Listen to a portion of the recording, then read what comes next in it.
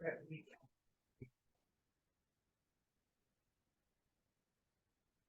Good morning, everyone. Welcome. We welcome you this morning to this special time together with John Pavlovitz. There's, just like in church, there's a couple empty seats up front.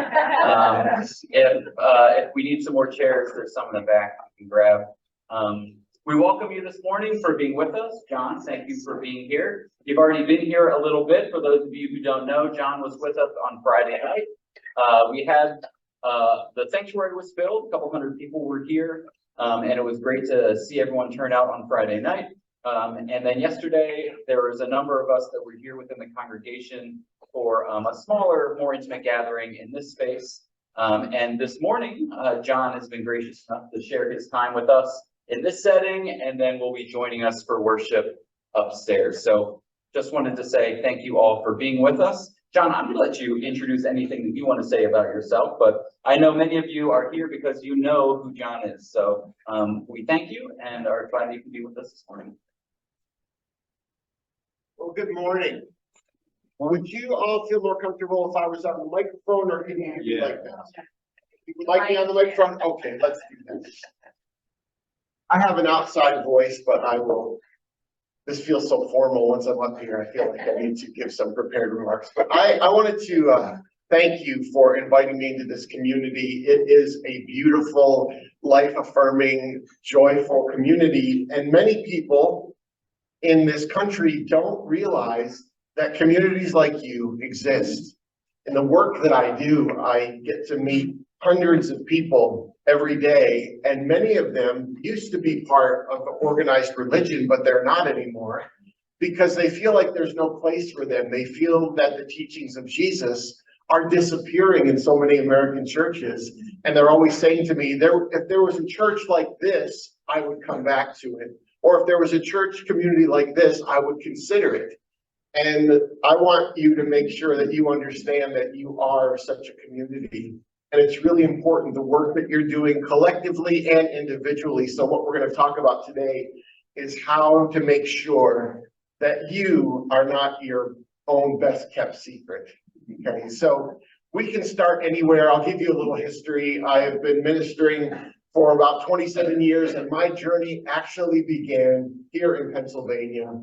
I was living in Montgomery County, and as I shared on Friday, I was sitting in a small Methodist church where my wife and I had recently been married, and I got a literal tap on the shoulder, and a woman smiled and she said, "John, I've been thinking about you and praying about you, and I think you would make an amazing youth leader." And I smiled and thought to myself, I know you. You're the current youth leader. And slowly I got pulled into something that I was not prepared to be involved with at all, and that was local church pastoral ministry. And that has been the last 2 decades plus of my life. And now in a much larger context, ministering to a virtual congregation made up of people all over the planet. So I wanted to open the floor and just ask what you're thinking about, what you're wrestling with, where the tensions are, where the joys are, and you can share as openly as you'd like. And I will repeat back the comments so that everyone can hear them, and those online. Thank you for joining us online as well. So who would like to begin? What are you thinking about? What have you thought about as you walked into this room today?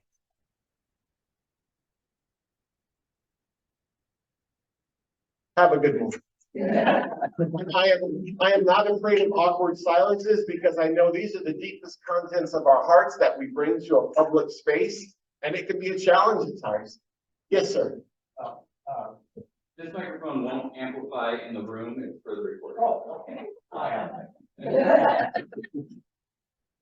When you talk about that maybe hopefully we are a congregation community that people who don't think there's a place for them might like to find. And my question is,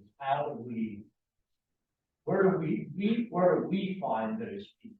I agree. I think there are people out there who are looking for a community like this. I think having someone like you here is one way, because we're bringing in some of those people that the curious might have any suggestions. So the question is, thank you, how do we get people to know that there's a community like this? And I think we have to begin to think differently about what spiritual community really is and how we measure it.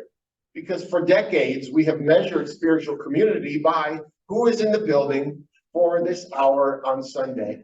Have they filled out the pew pad? Have they signed a first-time guest card? And are they part of the church service? But what I think is happening, and we're seeing, the trends show us, and the statistics show us, that church membership is declining year by year by year. And the number of people who are declaring themselves no religious affiliation, that is growing.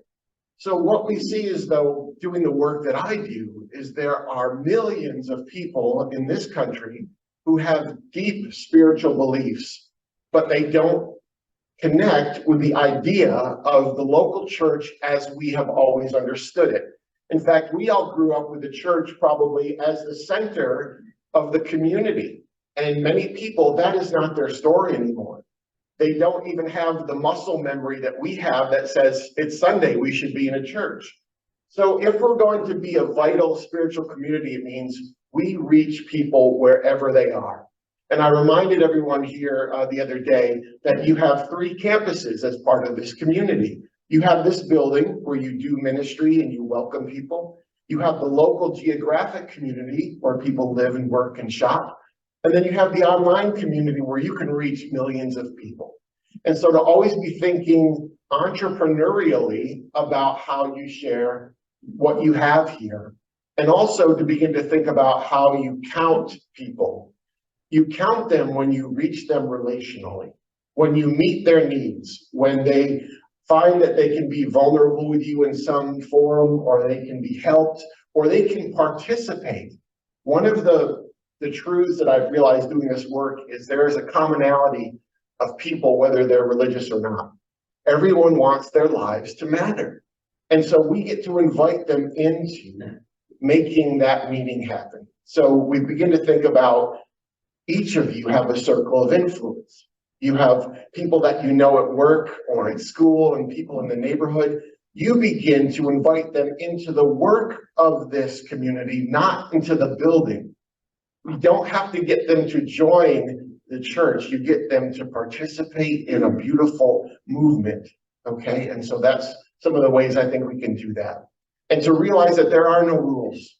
There are no rules to how church should be. We get to decide as a community of people of faith, morality, and conscience what the church is today.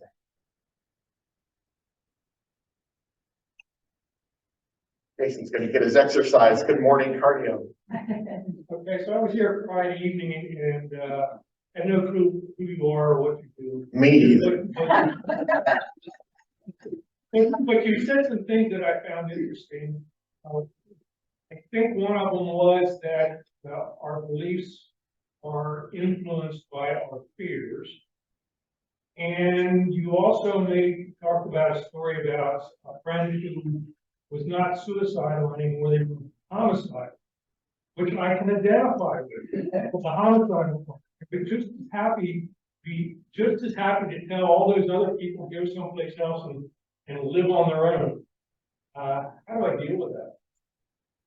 Well, those are two related questions, because we talked about on Friday the fact that fear plays such a strong role in the things that motivate us.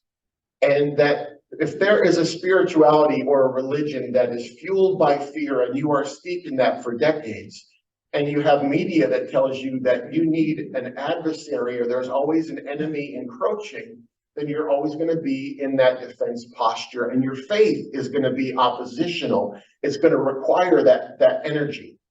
And so I can look at a group of people in this country who are people of faith or a particular political affiliation and realize that they are primarily motivated by fear. The problem becomes when I then in turn fear them, or that, because that anger is really your fear.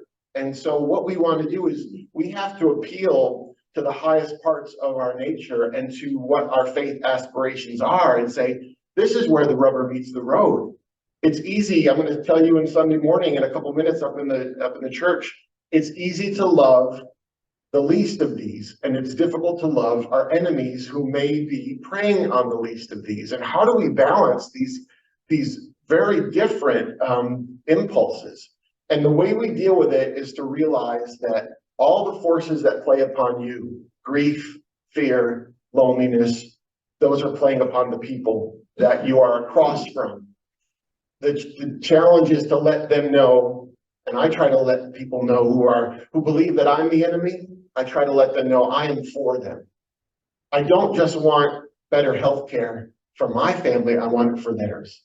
And I don't want a safer planet just for our Democrats, I want it for Republicans.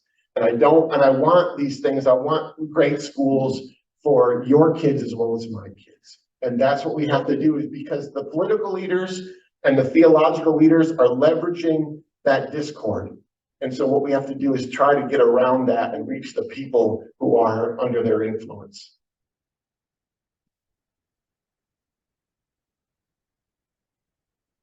I think the biggest issue for me is that it feels like a catch-22, because what turns me off so much is it proselytizing the attitudes of I know that this is the truth, and if you don't believe that, then you're damned to whatever. And so, but yet, as a tradition, the Church of the Brethren will show that we are Christians by our love, and so often that love stays silent. Because we don't want to hurt anyone's feelings, we don't want to be rude, or we want to be nice. And so it's hard because that catch-22 is always happening inside of me. And even to the point where sometimes I don't even like sharing that I'm a Christian, because the term Christian in America is so, it's so steeped with yuck. Yes. I don't know how to say Christianity, yes it is.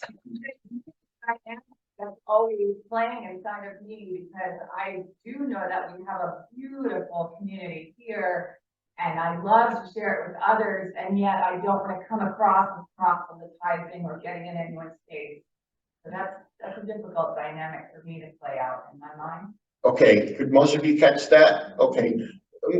Excuse me, were you here on Friday night by any chance? I'm sorry. Okay, no, I didn't want to know, because I shared a little bit. I'll share that quick story, but I was speaking at a leadership event for a church in North Jersey, and similar sentiment. The woman said, listen, John, this community believes in the social justice ministry of Jesus. We believe in all the things that you're talking about, but we're also known as the nice church. And I said, do you know any church that wasn't known as the nice church to them? You know, like, hi, we're the cruel church, or we're the standoffish church.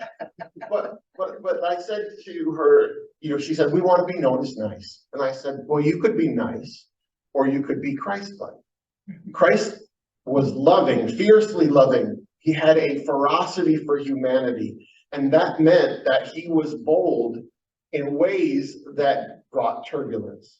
And I think progressive people of faith have been raised, and it's a beautiful impulse that we are listeners, that we sit with difference.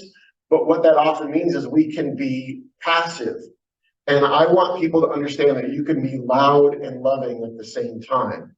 And if there's anything I would encourage a community like this to do, it's to be more open about who you love, how you love, and what you will not abide and what you will not tolerate. So Jesus had this ferocity that said, and Sunday morning, not to give too much away, but we have this image of Jesus as the good shepherd. And what that means is that he, to those he saw as the harassed and helpless sheep, he was caregiver of the person, but not to the ones he saw as the wolves. To them, he was a holy opposition. To them, he was a direct oppositional force. So Jesus was personal caregiver and status quo changer. We can embrace that complexity of who Jesus was and not betray the mission. So we can name all the things that we will not accept, and we will defend humanity when it is assailed. And it is a difficult thing, because we don't want to become the polar opposite of what concerns us. And what concerns us is religion leveraged to force people, coercion. We don't want that. We want them to be invited into something and to choose it. There's a lot there, and it's been going on for thousands of years, and here we are at this place in time, and all we can do is the best we can do to keep saying, what do the teachings of Jesus call me to do, and be right here in this moment, personally, individually, and then collectively. And we're going to get some of it wrong, but we're going to try really hard to get it right.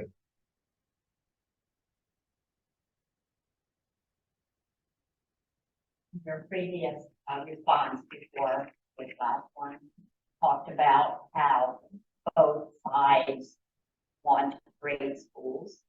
How do we communicate with people whose definition of a great school is very different from our own, and those same people refuse to engage in conversation? Okay, so how do we reach people who they may want great schools and we may want great schools, and how do we meet them? Well, one of the things that has to happen is we have to speak always with specificity about what matters to us. And here's the example. I could meet a person who is far more orthodox in their Christianity, or far more fundamentalist or conservative, however you want to label that. And I could say, you know, I'm really for family. And they could say, so am I.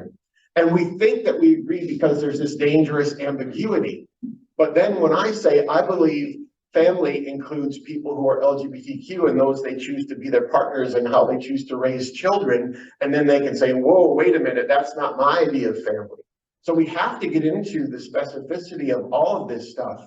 But then we do find the places where there is overlap, and we figure out where we can work with some of that. But then we have to be willing. I'm fully committed to knowing the other. I want you to be a story learner. You can really learn about the other and find their complexity and understand their motivations and get to know them intimately, and still decide that there are things that are morally incompatible between you. So the best we can do is keep learning about what does a great school mean to them? How are they getting the message that a school is threatened, right? We hear so much around the school. That is one of the battlegrounds, because that is an issue that with disinformation and with constant fear peddling and misdirection, we can get a group of people to think this is the problem, when actually this is the problem over here. We're distracting you with books about gay kids or drag shows or whatever we're going to distract you with, and we're going to remove books because we want to control what you consume. So it is a really volatile place to be, and you just have to get up every day and say, what matters enough? I tell people right now, find your hill worth dying on. What is your burden? What keeps you up at night? And lean into that. And that's the best we can do right now.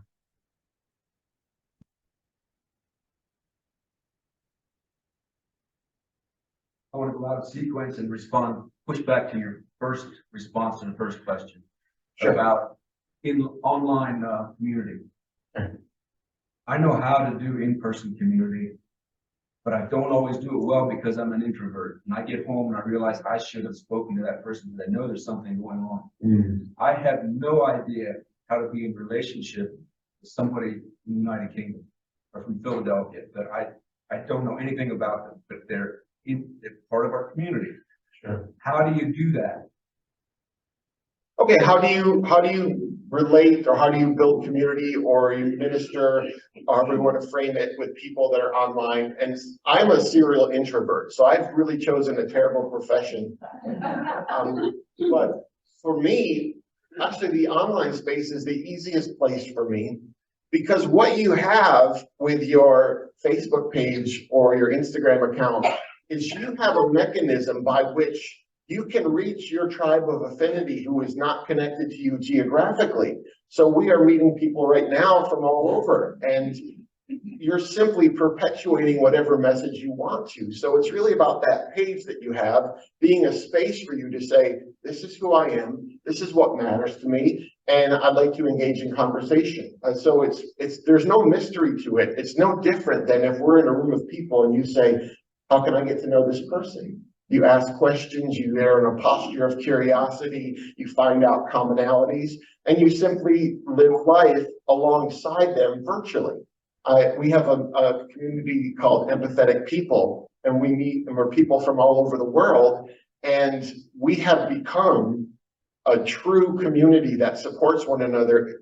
Virtual community is not inferior community, it's just very different.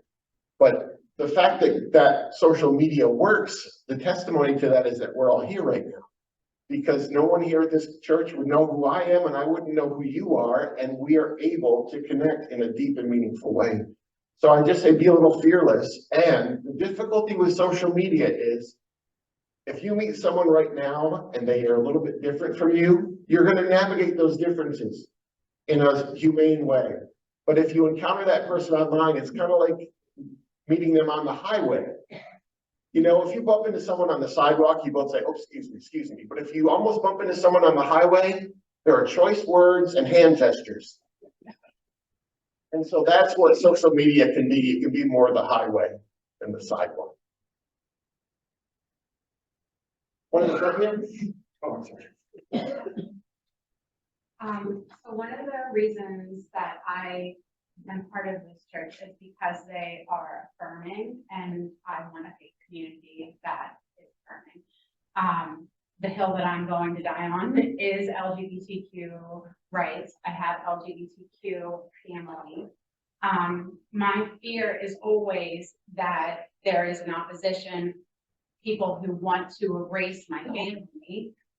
And I have a really hard time remaining loving while not tolerating certain words and behaviors towards my family. How do I deal with that? How do I remain loving? So how do you remain loving when you have, when you come into contact with people who you're trying to understand, you're trying to love, and they use words or they have behaviors or they support legislation that you find objectionable? The way you do that is to realize that you can love someone, but you can love them from a distance. So you are not required to have relational proximity with everyone. You want to do your best to have that, but the moment you feel that you are in danger or someone you love is, it's acceptable to say, I'm going to remove myself from harm's way. It's a way of protecting the precious gifts that God has given you in your community, in your family, in your relationships, and in yourself. So we always want to make sure that in the same way that Jesus saw the principle in the person, he had these beliefs, and Jesus had this message, but he never stopped seeing human beings in front of him. We have to try to do that too, but we are not required to have emotional proximity to everyone, and we do our best. But I would say, doing the work I do, even the fact that I, as a pastor, have said, I don't believe being LGBTQ is a sin. I don't believe LGBTQ people need to be changed or saved or renovated. That in itself is threatening to a group of people who then will respond with hatred and violence and threat. You know, we have had our share of visits from law enforcement because of you know, what people have said about me or said about my family. And what I do is, when that happens, I realize that that is a reminder of how volatile this is and how deeply embedded the fear is. So it's not easy, and that's why we all want to aspire, those of us in here who are Christians, we aspire to the teachings of Jesus. They're not for the faint of heart. This is not some simple, you know, Hallmark card kind of love. The love of Jesus is a love that pushes you into the turbulence and the conflict, and that's not comfortable.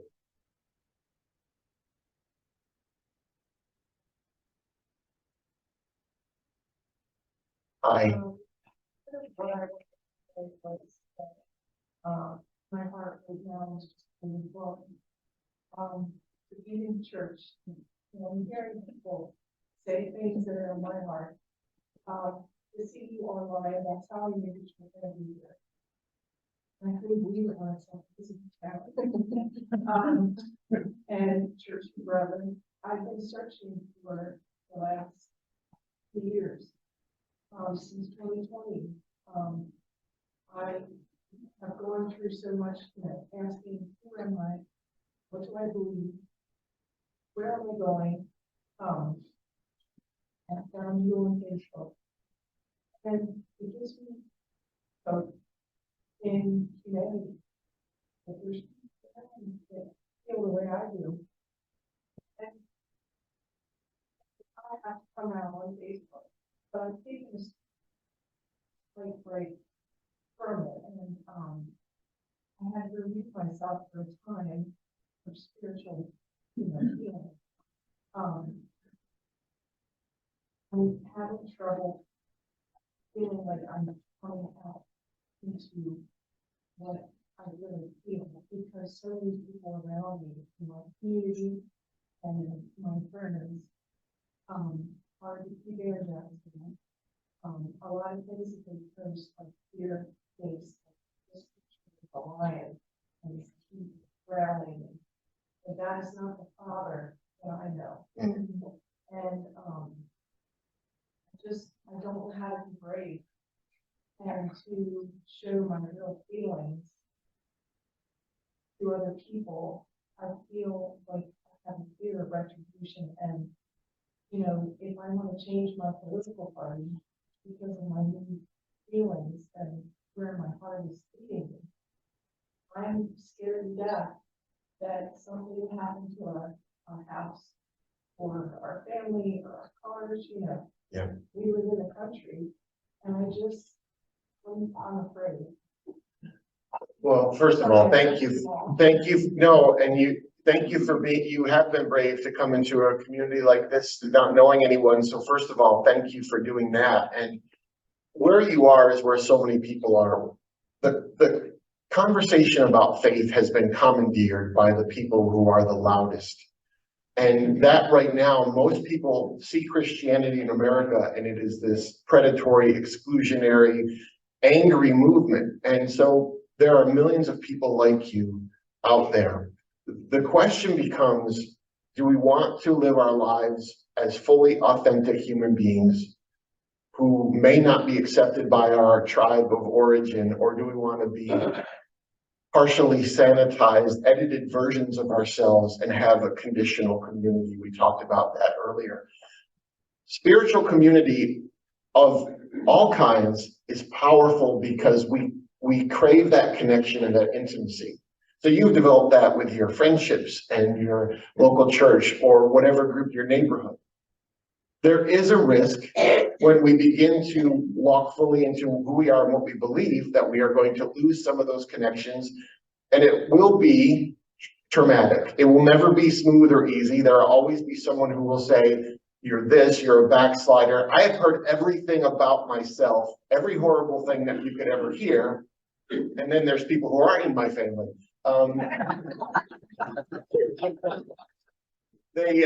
Those are the people that like me.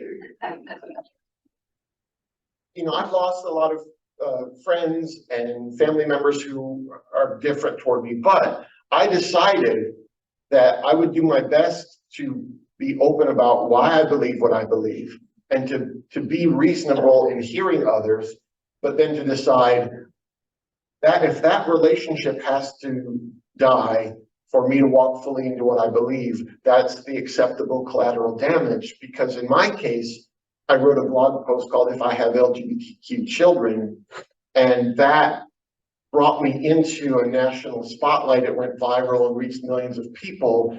And if I was still at the church where I had started at that time, I would have never written those words. And millions of people wouldn't know, one, there's a pastor out there who feels this way, and millions of LGBTQ people wouldn't feel that someone was for them in a church. And so I decided that was what I was going to focus on, what I could do with the time I have left. But it's not going to be easy, but it's about the easy or the beautiful. The beautiful is being exactly who you are and saying, I'm not going to apologize for it. People tell me I'm going to hell every day, and I go, well, it's disappointing. I don't want to go. I don't know if I agree that hell exists, but if it exists, I don't want to go there. And then I go, thank you for not wanting me to go there, but it seems like you're really happy that I'm going there.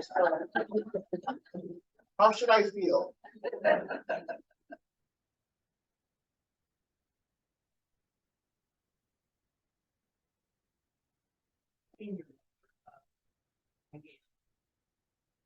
in case you know me, I'm always thinking outside. And I hear and feel what these elders are dealing with. And I sense that, but I can only reach out in my prayers to love them. And if I have occasion to speak to them, I listen. And I want to thank you. Well, I must say this. I'm always suspicious of somebody coming in and saying the things that you said, but you're really wrong. What, you were suspicious, what were you suspicious of? No, you were a evangelist. I didn't even know if I were a televangelist. Well, yes, I don't have a jet. I have a 2003 Honda CRV, so. I'm sorry, that's a lie, it's a 2012. I had it sold and I forgot.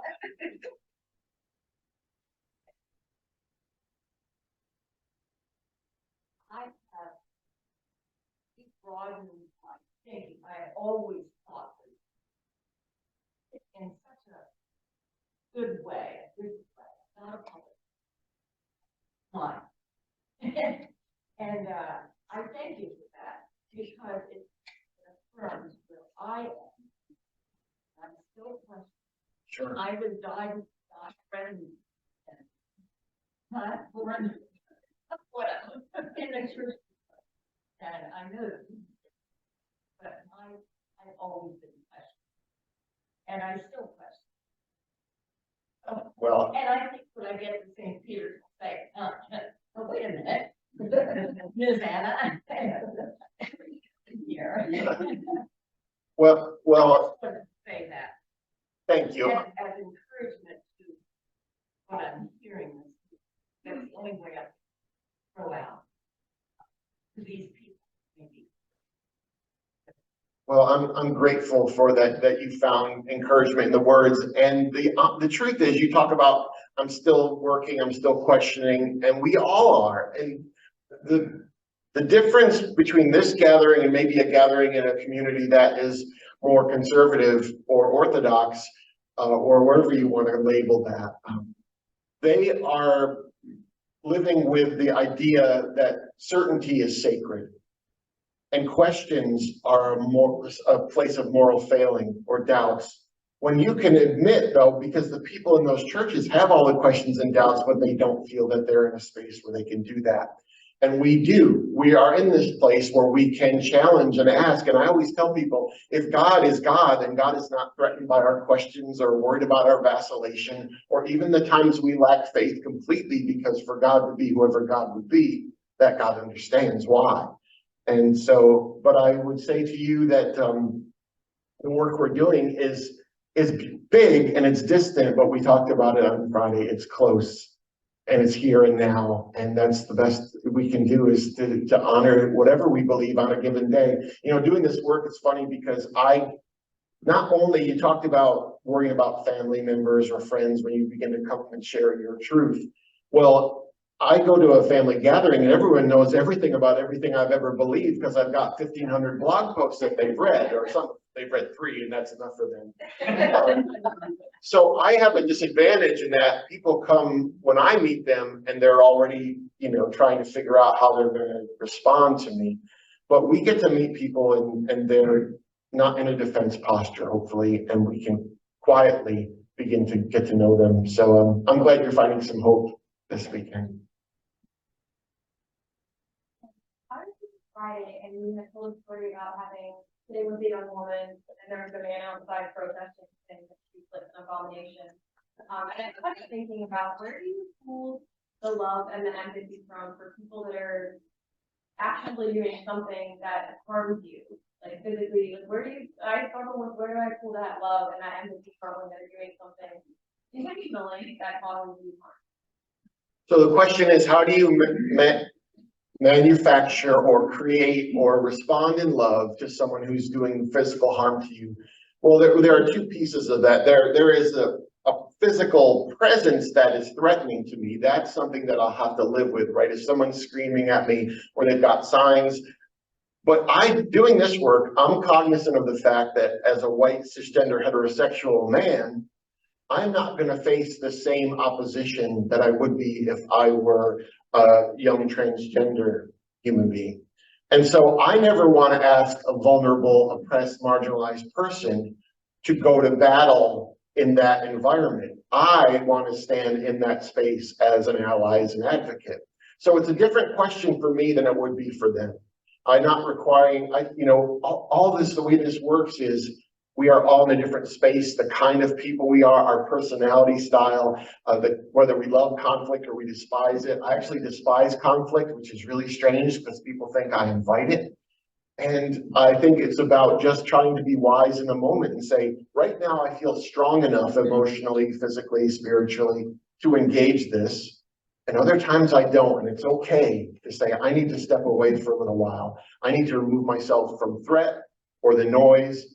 We talked about yesterday, there's this engage and withdraw part of this work. And that's part of this life, really, that we engage and we do work against injustice, and we do oppose legislation, or we do whatever we want to do to help people. But then we also pull back, and we need to have some time where we recalibrate and we honor ourselves and we get rest and meditation or prayer or nature. So the balance is just a personal one. I can't decide for anyone how you live out your politics or your theology. It's about just being wise in the moment and not feeling guilty for the times that you have to step out. As I just said, Jesus was often in a solitary place praying. I think if he needed that, then we need that.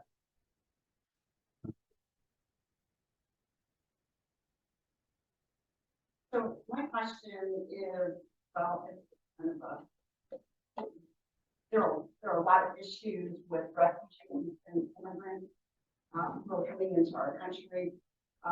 That is actually one of the things that I am currently working with a family of 7 in the Congo. And I run into a lot of issues with agencies who are not willing to help support. And I was just wondering what you recommend, how you find the ally, how you find people through it. Okay. Jason, we have one in the front row. I don't know if you've seen that yet. So the question is, how do we find allies in the work that we do? It's really about paying attention and connecting with other people and really finding out where is the network of empathy that we have built here. Who are the like-hearted people? And I never use like-minded because what we want to understand is we can disagree on some things, but if our philosophy of life is similar, that we're trying to do no harm, that we're trying to help people who have less have what we have, there's no magic formula for it. There is only being as clear as you can about what you love and who you support.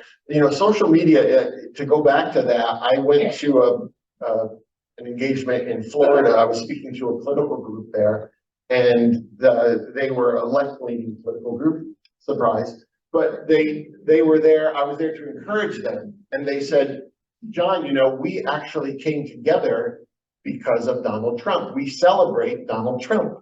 She said, because it was our opposition to the cruelty we were seeing that made us actually begin to talk about it. And we found one another online. And now we actually have created this organization in our town. And this work is a direct result of us being visible on social media and seeing one another. And so that's part of this too. It's leveraging the spaces that you have. You have your relational space, you have your online space. And to say, you can say very gently, I am for immigrants, I am for a diversity, and that is going to cause some people to reject you or to draw conclusions about you, but it's also going to make people around you go, oh, I am too, I want to find out more about that person. My job, one of my primary jobs is to remind people that they're not alone. And the growth of the writing and the profile that I've gotten is, for me, it serves as a hub for people who are tired and frustrated and lonely, but who say, I still believe that love is the better path. So just keep using everything that you have at your disposal. You know, and it's interesting, I don't know how often, this is rare because most of us in this room are part of this community. That doesn't mean necessarily that you know one another well, that you communicate. I heard a quote last week and I can't remember who said it, but the gentleman said, most people think they have community when they just have proximity. So that when they're just sitting next to a group of people, and maybe we have to even think about how we do church to say, well, what could we do with an hour where we all talked and figured out, where do you work? Or what kind of work do you do? Or where's your school? What's your neighborhood?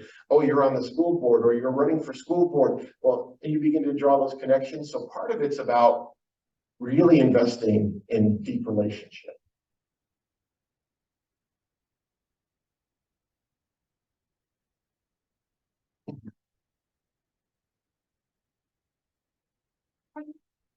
So I moved here in 2017. You all be so weepy today. I moved here in 2017 from a very conservative part of Pennsylvania. My husband got a job at the college, and I remember thinking like, oh yay, there's a college, like it's going to be liberal. And when you said that you were surprised that it was Elizabethtown, just really made me think about the reputation that we have as a community. I love living here. I love this community. I have met some amazing people. Many of them are in this room, but our community has this reputation of being what? Being just unwelcoming. I didn't know I wouldn't have come. I don't want to leave. I want to stay here. I want to keep working for change. I know that you don't have a crystal ball, but like, are we going to be able to do this? Like, are we going to be able to change the perception of Elizabethtown?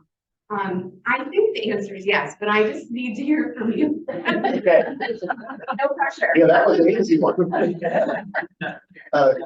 Escort club. Are we going to be able to do this? Are we going to be able to, in this instance, Elizabethtown, are we going to be able to navigate this and be able to stay? I've thought that in North Carolina. People in Georgia think that. People are thinking that about America. And the question becomes, where do we go? And what do we do differently when we're there? You can only be passionate about what you're passionate about. And then wherever you happen to be, you are needed. I grew up in New York State, and I ministered for most of my early life in Pennsylvania. And I'm a Northeast person. I'm a Northeast guy. I love my Eagles. I love my Wawa. I love, and the last thing I thought I would be doing is ministering in the South. And it's been 20 years now, and I go, when am I going to get out of here? I've done my time. But I remember, my wife said, doing the work that you do and saying what you say, it resonates differently because you're in a space where it's more necessary. She said, up there, you've got progressive people all around, and you're in a space where there's not a lot, and so your voice carries and it's needed. And I would say that's true about all of us. If you feel like you are outnumbered by people who think differently than you, maybe you're exactly where you need to be. Now, that's not my choice to make. The only thing I can say is this country has been through times when the discord has been horrible, when the violence has been real. And anything that we feel like we're losing right now was only because someone fought so that we could have it to begin with. And I always tell people, we are in this particular place and time in the history of the planet, or the history of this country, or the history of Elizabethtown. What else are we going to do? And, sometimes I worry about my physical self or my children, but then I say, what else is there to live for? But the things that we care most deeply about. So now, having said that, if things go bad next year, I'm out of here. No, I get my private jet and I'll go. All we can do is say, we are Elizabethtown. There is an Elizabethtown worth fighting for. And you know what that can be, and so you know if it's worth staying or not.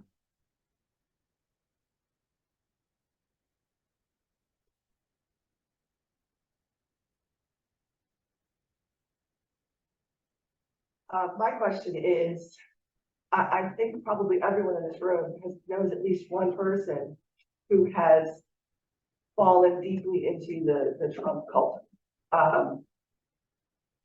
And I have a family member who has, and I say to myself, how did such an intelligent, well-educated, well-read, well-traveled feminist get sucked into this? And so my question is there a Christ-like loving language that I can use to help pull her back out? Or should I even try? Is there a Christ-like way to help someone get behind me? Satan is not what you want to start with.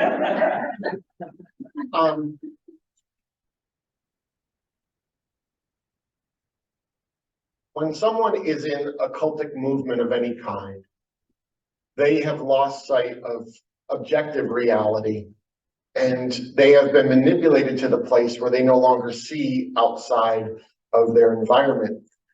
The Christ-like way is simply the way that still sees their humanity in the middle of them saying or doing or believing inhumane things. That's a huge challenge. And so one of the best ways that I find is I try to show them stories. So I won't say you voting this way is horrible or it's a sin. I would say, I want you to see the results of the way you voted. This piece of legislation, I want you to see what it's done to this family. And you show people a human being, and then you invite their humanity in. So that's something I've seen work at times. Everyone understands what it's like to care if they're a parent or a caregiver to care for their children. So you meet them in that, what is that protective thing that you want for them? What do you dream about for your kids? Well, I dream about them for my kids, and I dream about them for yours. That's the difference, right? The difference, I think, between these two movements is that one wants the bigger table for themselves alone. And we want the bigger table for everyone because we believe that is possible. More than that. Good morning. Just an observation about something you said about getting to know people beyond just being in possible locations. I've often thought how sorry I am to learn about someone by reading their obituary. And I don't know what the easy answer is to that, especially as an introvert. Nice here. We ought to have a meeting, except we quite all just want to stay home. All the introverts are on Zoom. How dare you? Yeah, that's right. There's three of us. My question is, people are often afraid of what they don't know or understand, and so I think many people who are, what they feel against LGBTQ person probably don't know someone.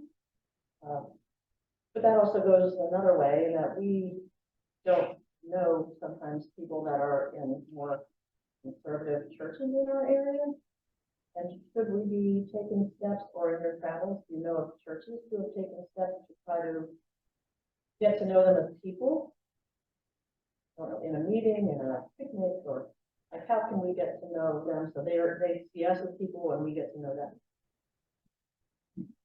The challenge of the days in which we find ourselves is that the two extremist movements of the left and right in politics and theology tend to be this far apart shouting, and then in what I call between is the humane middle. And there are people in there of every political affiliation and religious tradition and worldview who are saying, I wish there were a better way. I'm kind of in this place of silence. I can't move. And it's hard to create space for that to happen, because if I say, well, why don't you come and gather with here's one of the sad truths about the work I do. I have been over the last 10 years speaking publicly, invited to hundreds of communities progressive Christian churches and mosques and synagogues and interfaith gatherings and humanist conferences and atheist events. I've never been invited by a conservative church to share or talk even like this. And so how do you communicate with an organization? I think what you do is you say, what do we both believe in? What is some beautiful work we can do together? We find out what that work is, we do it together, and we realize we can actually participate in something redemptive together. When people are working together, they're not thinking about their differences, they're not thinking about the way they disagree. I use the example of, I think it was Hurricane Harvey, or it was in Houston, I could be wrong, but years ago, I saw these people, they were trapped on top of cars and the waters had rushed over and they couldn't get to them, and people started making like a human chain, and they're going from land and they're extending themselves. And what I realized was people in that human chain were not going, okay, let's do this. Now, who Republicans, where are you? You know, who believes in the resurrection? Okay, no, and so you can't be in this. When people saw a need and urgency, they worked together and the other things fell away. I don't know how we do that, but we remember that that is possible.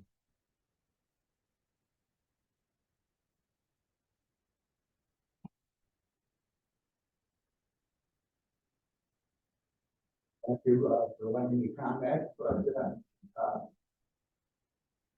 you addressed this issue. I'm wondering about national requirements for national public service. Obviously, in the old days, we had conscription, you know, where you got drafted and all this stuff to go kill people.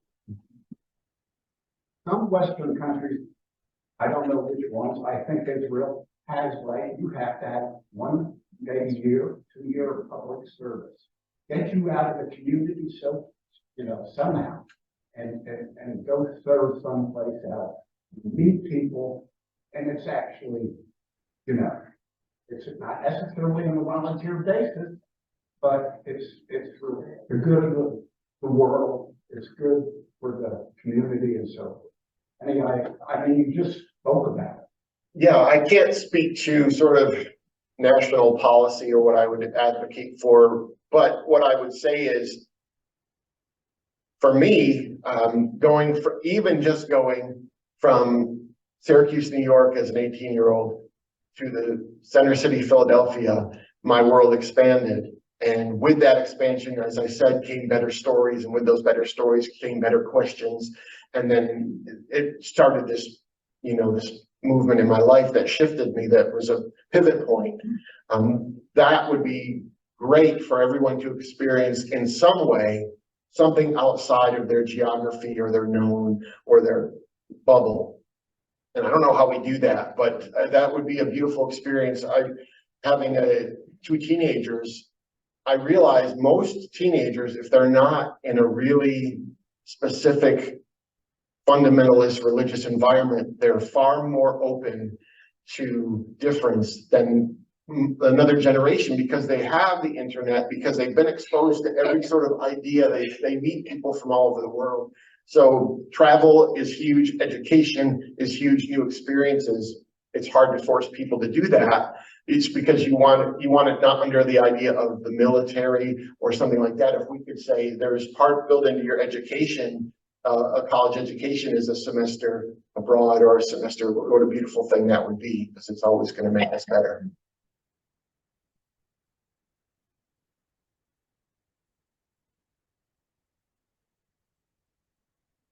From what you have said, am I on? You are. Okay.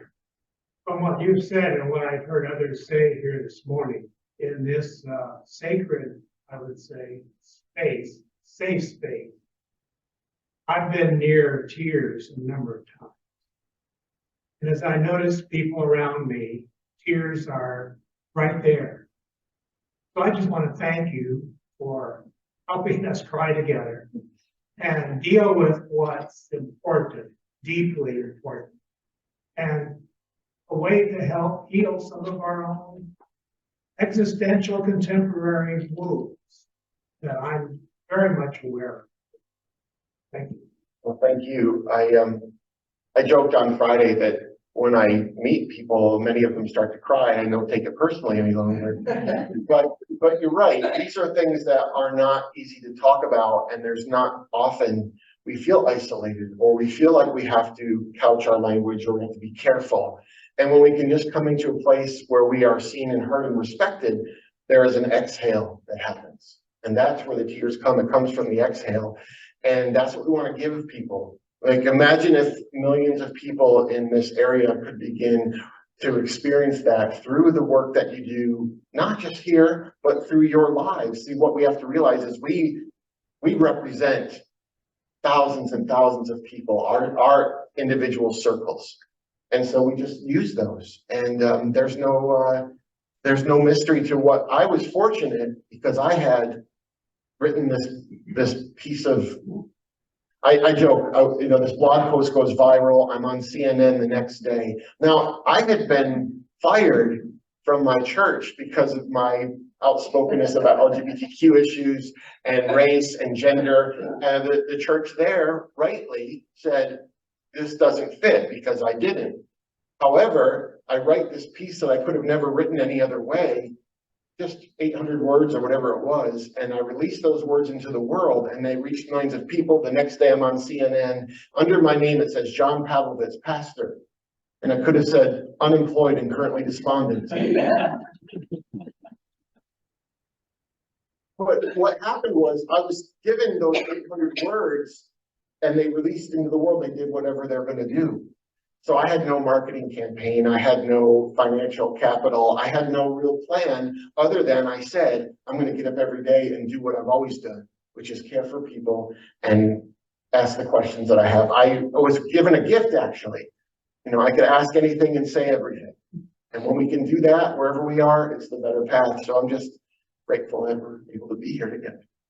John, that feels like an appropriate place to stop. I don't know if you had any parting words you'd like to offer us before we conclude, but thank you. Yeah, well, thank you for this time. It's really, as was eloquently expressed, we have not done something before church. We have experienced it. We have experienced spiritual, however you define that, or deeper than what we can sense, community. And I'm just grateful for your presence. I hope you'll join us upstairs. You'll hear a few more words from me, but you'll get to experience what that is like, and just realize that in days when cruelty and hatred are trending, you are more necessary than ever. So care for yourselves and care for one another. And thank you.